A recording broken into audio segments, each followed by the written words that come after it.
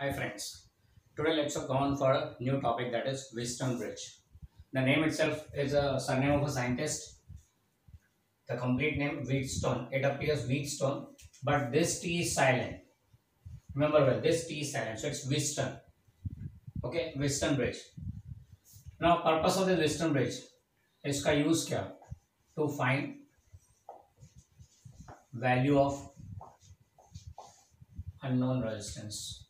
Main purpose इसका to find value of unknown resistance. This Wheatstone bridge will be doing in laboratory also. Practicals में भी आएगा ये. Now what is this Wheatstone bridge? तो पहले इसका definition देखते हैं. Wheatstone bridge is basically a network of network. इस network को कैसे construct करते हैं? तो we take 4 points, arrange in this manner. Let's name them A, B, C, and D. Now between A and B we connect one resistor. Let's name it R1. Between B and C we connect another resistor, and let's name it R2. Between A and D we connect a third resistor. Let's name it R3. And between C and D we connect a fourth resistor. Let's name it R4. So R1, R2, R3 and R4. Remember well, we are not giving the name in cyclic order. R1, R2, R3, R4 नहीं बोल रहे हैं. R1, R2, R3, R4. Left, right, left, right. Okay. Now between B and D we connect a galvanometer. What is a galvanometer basically? Galvanometer is a device which shows presence of electric current. It shows presence of electric current. Current है या नहीं वो बताता है. If there is current passing in this branch, then galvanometer will show deflection. Galvanometer के dial पे बीच में 0 होता है, दो तरफ 30 डिविजन्स होते हैं, and ये पॉइंटर होता है.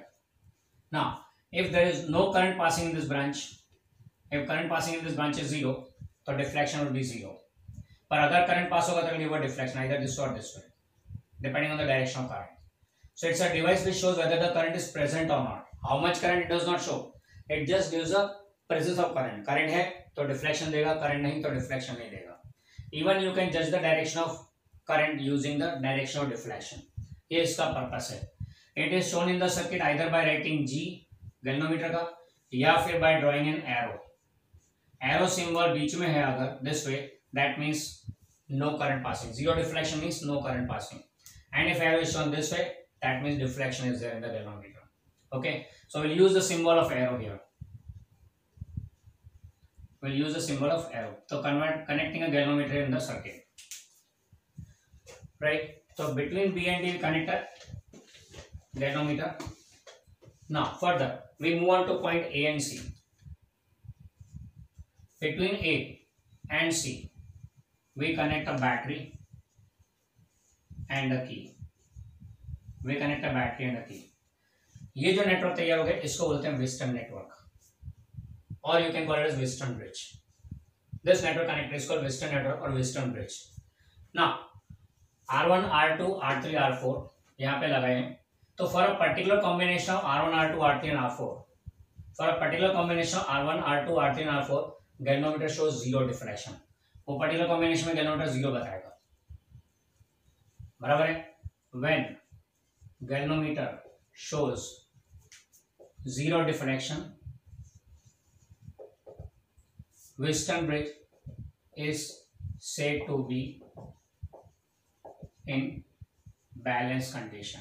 It is said that it's a balanced condition of Wheatstone bridge, or you can say balance condition, or you can say equilibrium condition. Balance condition or equilibrium condition, or it's also called as null condition, or also called as neutral condition. चारों में से कोई भी नाम use कर सकते हैं. Balance condition, equilibrium condition, null condition और न्यूट्रल कंडीशन. कब? जब galvanometer जीरो बताए तब. तो ऐसा कौन सा combination R1, R2, R3 of होगा जिसके कारण ये शो बताता है? तो in case of in balance condition relation is R1 upon R2 is equal to R3 upon R4. ये इनका रिलेशन हो जाता है. यानी कि R1 upon R2 is equal to R3 upon R4. From the figure you have to remember left upon right is equal to left upon right. अगर ये ratio balance होता है तो इसका मतलब the western bridge is said to be in balance condition. ना balance condition actually है क्या, तो यहाँ से जो करंट आता है battery, whatever current the battery delivers comes to point A, distributes into two parts, let's say I1 here and I2 here। ये I1 यहाँ से पास होके B पे आता है, I2 यहाँ से पास होके D पे आता है। कुछ एक particular combination of R1 R2 R3 and R4 we find that potential at B and D is same। ये कंडीशन में we find that potential at B point and potential at D point becomes same। now when potential becomes same, no current will pass in the branch PD, क्योंकि current का flow होता है, current always flows from higher potential to lower potential, current always flows from higher potential to lower potential। अगर ये high है तो यहां से ही जाएगा, पर अगर दोनों बैलेंस हो गए तो current does not flow between equal potentials.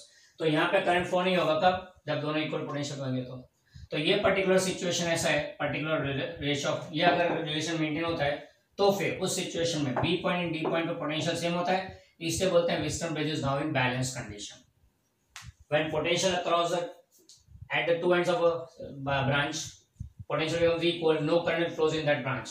Actually बोलते हैं ये branch open circuit में है, this branch is called open circuit condition, and इस bridge के लिए बोलते हैं it has become in balance condition, and balance condition में ये relation follow होता है। ये 2 मार्क का क्वेश्चन हो गया, explain western bridge। पर 2 मार्क का एक क्वेश्चन ऐसा भी बनता है कि obtain the relation or obtain the condition for balancing of the western bridge।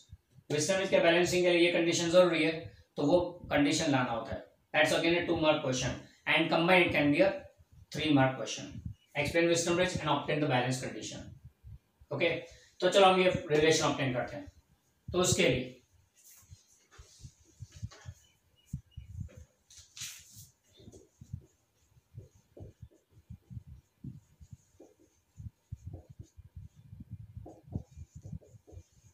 ये रिलेशन को लाना R1/R2 = R3/R4। अगर मान लो कभी आपने नाम लिखने में गड़बड़ कर दिया, R1 यहाँ पे, R2 यहाँ पे, R3 यहाँ पे, R4 यहाँ पे, तो no problem if you made change in the naming, बराबर है। तो ऐसे केस में याद क्या रखना है, don't worry about the names, remember left upon right equal to left upon right, this upon this equal to this upon this, या फिर R2 R3 को अदला बदली कर दो, तो R1/R3 equal to R2/R4, R1/R3 equal to R2/R4 वैसे भी लिख सकते हैं, इट डजंट मैटर, बराबर है। तो don't worry about the order of writing, but remember the figure left upon right, whatever name you give, left upon right equal to left upon right, या this upon this और this upon this, ये याद रखने का। चलो अब यहाँ पे इसको डिराइव करते हैं, प्रूफ ऑफ दिस कंडीशन।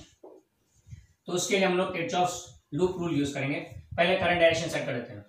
यहां से देखो, from the battery current is given that's I, वो आई यहाँ पर आया, आई यहाँ पे 2 पार्ट में डिवाइड हुआ, एक towards a I1 and other towards D that's I2। ये I1 यहाँ से R1 से पास होता हुआ B पे पहुंचा। Now it's a balance condition, तो इस ब्रांच में तो नो करंट, ये ब्रांच में करंट है ही नहीं, तो यहाँ पे आया हुआ करंट 2 पार्ट में डिवाइड होता है, 2 ब्रांचेस हैं, 2 parts, but in this branch BD as there is no current, क्योंकि galvanometer showing 0 deflection, no current, तो ये I1 सारा का सारा आगे पास होगा through R2 will come to C, through R2 it will come to C। Okay, as there is no current in BD branch because galvanometer is showing 0, galvanometer 0 बता रहा है, इससे no current here, that means I1 सारा का सारा B से आगे बढ़ता हुआ R2 से पास होते हुए C पे आ जाएगा। Similarly on the other side, I2 passing through R3 comes to point D, as no current in the branch DB, so entire current I2 will pass straight through R4 to C, will come to point C, and that total again form I here। तो balance हो गया current हमारा। अब let's apply Kirchhoff's rule in loop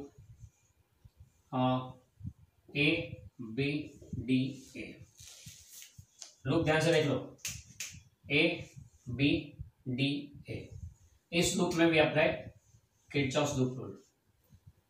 तो क्या आएगा, start करते हैं A से B की तरफ, passing through resistance R1 along the direction of current, along the direction of current मतलब नेगेटिव I1 R1, फिर through B passing to galvanometer, galvanometer का रेजिस्टेंस नॉर्मली जी होता है, गैलोमीटर का रेजिस्टेंस को जी से इंडिकेट करते हैं, और करंट ही नहीं है, ऐसे no potential difference, no change in potential, तो ये ब्रांच में कुछ नहीं आएगा क्योंकि आई आर 0 हो जाएगा ना, आई 0 इसलिए। फिर डी से बैक टू ए, डी से back to A, against the current through R3 resistance, against the current, so plus I2 R3, equal to zero, loop खत्म हो गया, इक्वल टू जीरो। तो from this we can say that I1 R1 equal to I2 R3, let's say equation number 1। फिर दूसरी बात, in loop B C D B, B C D B, इस loop में again applying the current, Kirchhoff second rule in clockwise direction. B से चलते हैं C की तरफ, from B towards C, passing through resistance R2 along the direction of current I1, passing through resistance R2 along the current is negative, तो minus I1 R2। C पे पहुंचे, C से moving towards D, against the current through R4, against the current through R4, so plus I2 R4 equal to zero. अरे sorry, ये तीसरी बार में तो no current at all, तो कोई पोटेंशियल चेंज आएगा ही नहीं। So this comes out to be I1 R2 is equal to I2 R4. Let's say equation number 2. फिर तीसरा step, 1 divide by 2. Equation 1 divide by 2. This upon this, I1 हो गया left side पे, whatever it is R1 upon R2 is equal to R3 upon R4. That's how you get the condition. बराबर है? So this upon this equal to this upon this. ये हो गया इसका condition. Explain विस्टम में यहां तक 2 मार्क के लिए, ऑब्टेन कंडीशन यहां से 2 मार्क के लिए, figure and this one 3 mark का question complete, obtain explain Wheatstone bridge and obtain its condition, ये 3 मार्क के लिए हो गया। पर्पस की तरफ वापस आते हैं, finding the value of unknown resistance, how to find out. तो ये जो कंडीशन है इसमें अगर ध्यान से देखें तो वी कीप 3 क्वांटिटीज नोन, ये 3 नोन होती है हमारे पास, सॉरी R1, ये 3 क्वांटिटीज हमारे पास नोन होती है, 1 2 और 3, तो ये चौथा अननोन हो गया। 3 वैल्यूज मालूम है, चौथा नहीं मालूम, तो हो सकता है we can obtain the unknown.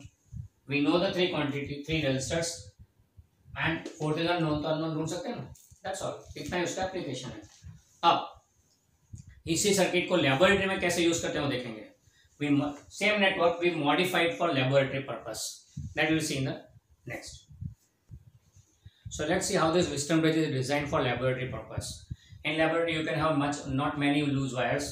इससे ये जो पूरा नेटवर्क था विस्टन नेटवर्क, जो मैंने यहाँ पे आपके रेफरेंस के लिए फिर से बनाया हुआ है, this Wistron network is now arranged in laboratory in a proper perfect manner. कैसे बनाया जाता है वो देख लेते हैं। सेम फिगर, सेम चीज को we are developing here on the in the laboratory. Now what we do there, we take a wooden plank. A wooden plank is taken. Wooden plank ने लकड़े का पार्ट क्या हो गया। On wooden plank for point A a copper strip is taken, a copper strip having 2 connected 2 points, a copper strip having 2 points here, ये हो गया point A. Now further for point B we take another copper strip with 3 terminals, ये हो गया point B, it represents our point B. अब copper strip A having 2 terminals, copper strip B having 3 terminals, and thirdly for C we take another copper strip having 2 terminals, ये हो गया point C, A B C आ गया। Okay, between A and B we place resistance R1, तो यहाँ पे रखते हैं between A and C we place a resistance R1। now here we take unknown resistance X, unknown resistance को left gap में रखते हैं। विस्टन ब्रिज के बोर्ड में एक लेफ्ट गैप है, दूसरा राइट गैप है, इन दोनों के लेफ्ट गैप में अननोन रेजिस्टेंस लग गया जो R1 को रिप्रेजेंट करता है, नेटवर्क में R1, we'll call it X here. Then in the right gap between B and C comes R2 resistance, तो B and C के बीच में R2 रेजिस्टर आ जाएगा। अभी R2 रेजिस्टर क्या करेंगे, तो इसको नोन रखना है, तो इसलिए हम लोग यहाँ पे एक रेजिस्टेंस बॉक्स यूज करेंगे। Resistance box is a device, इसको हम लोग आर भी लिखते हैं यहाँ पे। Resistance box is a device which gives known value of resistors. Okay, तो ये हो गया R2 जिसको हम लोग नोन रेजिस्टेंस R लिखेंगे, ये R2 जिसको हम लिखेंगे known resistance R।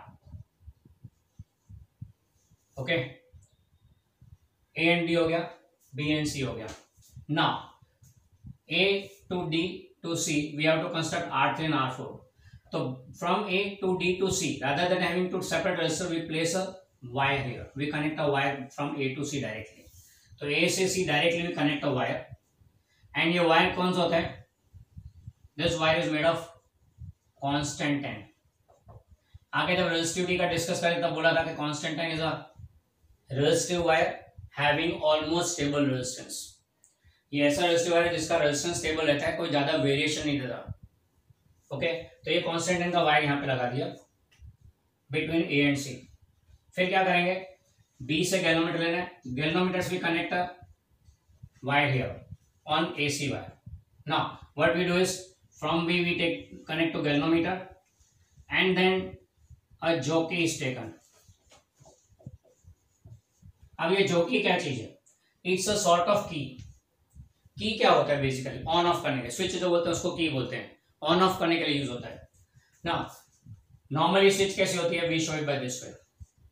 You are studied in 10th standard. ये की है, इसको प्रेस कर दो तो ऑन हो जाएगा, रिलीज कर दो तो ऑफ हो जाएगा, प्रेस करो ऑन हो जाएगा, रिलीज करो ऑफ हो जाएगा। एक ये टाइप की होता है, सिंबॉलिकली ऐसे होता है। दूसरी की ऐसी होती है, अब ये की ऐसे है कि इसमें गैप है बिटवीन टू एंड्स।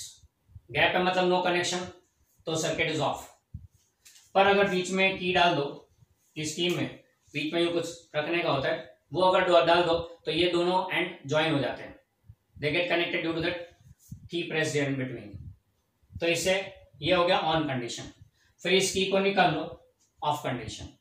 ये वही यही की को ऐसे रिप्रेजेंट करते हैं। ये दूसरी हो गई की के सिस्टम। तीसरा हम जो ले रहे हैं, जॉकी क्या चीज है? Jockey is a pen type arrangement जिसमें एक एंड पे वायर लगा देते हैं, दूसरा एंड ओपन होता है। एक एंड पे वायर लगाते हैं, दूसरा एंड ओपन होता है यहाँ पे जैसे, तो दो ओपन एंड उसको हम पॉइंटेड से बताते हैं ना। This open end we can place anywhere, यहाँ पे रख दो, यहाँ पे रख दो, यहाँ पे रख दो, यहाँ पे रख दो। जहां पे आप रखोगे वहां कनेक्शन हो जाएगा। नहीं रखा तो ओपन है, ये की ओपन है, टच करा दो तो कनेक्शन हो गया, करंट विल स्टार्ट पासिंग। इसका फायदा क्या है कि we can move this point D anywhere on the wire, thus we can make a change in value of R3 and R4। तो मतलब ऐसे कैसे? we know that resistance proportional to length। तो आप अगर अब जैसे ही आपने यहाँ रखा जो कि, तो ये पॉइंट डी कंस्ट्रक्ट हो गया। As this is a point D, ये रेजिस्टेंस R3 बन गया, ये रेजिस्टेंस R4 हो गया। देखो ए एंड डी के बीच में R3 और डी एंड सी के बीच में R4। आप ये यहाँ पर रखते हैं तो इतना लिंक कंसीडर होगा, तो R3 की वैल्यू अकॉर्डिंगली होगी। इसको यहाँ रखेंगे, ये जॉकी को यहाँ रख दो तो इतना ही हो गया लेंथ R3 का, तो रेजिस्टेंस कम हो जाएगा। इसको यहाँ रख दो तो R3 का वैल्यू बढ़ जाएगा। तो you can vary the length as per your requirement. Requirement क्यों है? क्योंकि गैल्वेनोमीटर में जीरो लाना है, इससे we have to move this jockey. अगर वायर लगाते हो, कनेक्शन करते, तो आपको बार बार वायर खोलने का, बार बार लगाने का, अलग अलग पॉइंट पे टेस्ट करने के लिए। But jockey become more flexible, इससे we use a jockey. It's a pen type thing held in the hand like this. Pencil या पेन पकड़ते हो वैसे ही, यहाँ वायर कनेक्ट होता है एंड ये पॉइंट वायर पे, दूसरे वायर पे, एसी वायर पे स्लाइड करना होता है। That's how we do it, that's how we do it. Okay, practically when you go you will be finding it more easier to operate. ये तो हो गया regarding jockey connected and 10 point D is constructed. A से D के बीच में R3 resistance हो गया, D से सी के बीच में R4 रेजिस्टेंस हो गया। क्लियर? अभी क्या बाकी रहा? ए एंड सी के बीच में बैटरी एंड की। ओके, कनेक्टिंग बैटरी एंड की बिटवीन पॉइंट्स ए एंड सी। तो उसके लिए हम क्या करेंगे? बिटवीन पॉइंट ए एंड सी, अभी फिलहाल यही बता देता हूं, जैसे नीचे लिया यहाँ पर। So we connect the battery, ये ए पॉइंट एंड ये सी पे, बैटरी एंड की कनेक्ट कर दिया। आप लैब में जाएंगे तो एक एक्स्ट्रा चीज देखने को मिलेगी, रियोस्टेट। क्यों रियोस्टेट? क्योंकि at times current passing through the Wheatstone wire proves to be a little bit heavy, तो it can melt the wire। इसलिए वो करंट को कंट्रोल करने के लिए we place a rheostat, ताकि battery does not release too much current। Galvanometer is also a sensitive device, इससे उसको भी ज्यादा करंट सहन नहीं होता। इस in order to control the current, this rheostat is placed। Okay, तो rheostat खास यहाँ पे गैल्वेनोमीटर को प्रोटेक्ट करने के लिए रखा होता है। क्लियर? पर उसका कोई ज्यादा यूज नहीं होता, वैसे भी एक शो पीस की तरह हमारे लिए थियरी में as far as we are concern, ये यहाँ पे बता दिया।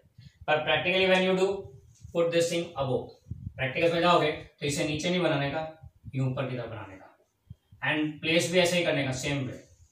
When you arrange the circuit, place it this only, so that when you are taking reading in the front side it does not harass you. Okay, तो ये कर दिया connection ऊपर की तरफ। बाकी है यही सेम टू सेम। तो the same Wheatstone network is arrange in this manner. Over a plank, wooden plank. आप लैब में जाएंगे तो आपको एक लंबा सा वुडन प्लैंक दिखेगा, तो ये व्हीटस्टोन ब्रिज का ही होगा। इसमें 3 टर्मिनल होगी, यहाँ 1 2 और 3 कॉपर वायर लगाए होंगे, कॉपर प्लेट लगाई होगी ना। इसमें ये तो हो गया आपका व्हीटस्टोन ब्रिज का बोर्ड। अब इसके लिए वो इसका वर्किंग शुरू करना है, तो उसके लिए क्या करते हैं, ये हटा देता हूं मैं यहाँ से Wheatstone network. Now regarding the working of this Wheatstone network, Wheatstone bridge, what we do is, ये अननोन रेजिस्टेंस जिसको हमें फाइंड करना है, इसमें से एक सूटेबल वैल्यू निकाल लो, then slide the jockey on the wire till galvanometer shows zero deflection. Slide the jockey on the wire, obtain a point D such that galvanometer shows zero deflection. Wire पे slide करेंगे तो आपको एक point मिल जाएगा zero deflection वाला। अब वो point मिल गया, the point where galvanometer shows zero deflection, that point is called null point, और इट्स कॉल्ड न्यूट्रल पॉइंट, और इट्स कॉल्ड बैलेंसिंग पॉइंट, और it's called equilibrium point, equilibrium point. चारों में से कभी नाम दे सकते हो, बैलेंस कंडीशन के 4 नाम दिए थे वैसे ही, null point, neutral point, balancing point और इक्विलिब्रियम पॉइंट, 4 में से कुछ भी बोल सकते हैं। As soon as this point is obtained, which का कंडीशन फुलफिल हो गया, तो वही अपना रिलेशन आ जाएगा, क्या आएगा, R1/R2 इक्वल टू R3/R4। ये व्हिटस्टोन नेटवर्क का कंडीशन बैलेंस कंडीशन में ये फॉर्मूला। अब here in our circuit, here R1 क्या है, X अननोन वैल्यू, R2 क्या है, known value R, R3 R4 का क्या करेंगे, तो R3 and R4 are the resistors of the wire AD and DC. We know that resistance proportional to length, so therefore R3/R4 will be equal to L1/L2, जहां पे हम बोलेंगे A से D का डिस्टेंस लेंथ L1 बनता है और D से C का डिस्टेंस लेंथ L2 बनता है। Okay, so R3/R4 will be L1/L2 based on this relation. Placing whole of these values here in equation 1, putting set of equation 2 in 1, तो क्या आ जाएगा, X/R is equal to L1/L2. X, R1 is X, R2 is R, R3/R4 is L1/L2. Now therefore unknown resistance X will be equal to R into L1/L2. ये हो गया formula. R की value known है क्योंकि resistance box में है, resistance box पर से वैल्यू मिल जाती है R की। L1 लेंथ, आप फुट पर यहाँ पे एक फुट रूलर लगा होता है लंबा सा, जिसके ऊपर आपको L1 की वैल्यू मिल जाएगी। ओके, ना नॉर्मली दिस व्हिटस्टोन ब्रिज का जो लेबोरेटरी मेथड है उसमें normally the wire is kept of 1 metre length, wire is 1 metre in length, wire is having length of 1 metre, पूरे एसी वायर का लेंथ 1 मीटर होता है। अब 1 मीटर लेंथ है इसलिए इसका नाम रखा हुआ है मीटर ब्रिज। खास देना के स्पेलिंग का है, मीटर इन 1 मीटर, 1 मीटर लॉन्ग वायर का ब्रिज है ये, इसलिए इसको मीटर ब्रिज नाम दिया हुआ है। इसलिए normally theoretical part we see Wheatstone bridge and the practical part we see metre bridge. Okay, अब अगर ये 1 मीटर है, L1 आपके पास है तो L2 तो ऑटोमेटिकली आ गया, क्या L2 will be 100 minus L1, centimetre में देखे तो बराबर है। तो फिर आपका फॉर्मूला और भी एक वेरिएबल कम हो जाएगा, R into L1/100 minus L1, you can use this also. Okay, आपका वेरिएबल्स रिड्यूस होंगे। क्लियर अबाउट दिस, तो ये हो गया regarding practical method of obtaining working with Wheatstone bridge and इसका main purpose to obtain the unknown resistance. Lab में आप जब प्रैक्टिकल्स करेंगे तब आप क्या करेंगे, यहाँ पे एक रेजिस्टेंस रखोगे X1, फिर उसके जगह दूसरा रखोगे X2, दोनों फाइंड करोगे, फिर दोनों को सीरीज में रखोगे एंड फाइंड करोगे वैल्यू, फिर दोनों को पैरेलल में रख के वैल्यू फाइंड करोगे। यानी you will be doing practically X1 X2 दोनों का सीरीज कनेक्शन, दोनों का पैरेलल कनेक्शन, ये प्रैक्टिकली आप ढूंढोगे वैल्यू। थ्योरेटिकल फॉर्मूला तो है, प्रैक्टिकली भी है, प्रैक्टिकली मिल जाए थ्योरेटिकली मिल जाए, दोनों को कंपेयर करो and you prove the laws of connection of resistor, series and parallel connection. Okay, तो ये आप लैबोरेटरी में करेंगे यहाँ पर। अच्छा, एक और बात आपको बताना है कि whenever you are doing this Wheatstone bridge experiment, practical में कर रहे हो तब try to get L1 and L2 value between 40 centimetre to 60 centimetre. यहाँ पे पूरा वायर 100 सेंटीमीटर का है, सेंटर पॉइंट पकड़ लो 50 हो गया, तो 50 से 10 ये बाजू 10 ये बाजू, try to keep jockey within this only. क्यों? In order to reduce the error. Error का गुंजाइश इसमें सबसे कम रहेगा +10 -10 के बीच में रखने का। तो हम लोग ऐसा कैसे कर सकते हैं, तो जॉकी को रखो सेंटर पे, यहाँ वैल्यू एडजस्ट करो accordingly so that come the point comes, ये 0 कम्स नियर 50 सेंटीमीटर। 50 सेंटीमीटर पे जॉकी को रख के आर की वैल्यू एडजस्ट करो ताकि वहां पे 0 मिले, फिर उसमें +2 या -2 करके आप वैल्यू ले सकते हो। तो as far as possible L1 and L2 की वैल्यू बिटवीन 40 to 60 रखो in order to get maximum perfect errorless observation. Okay.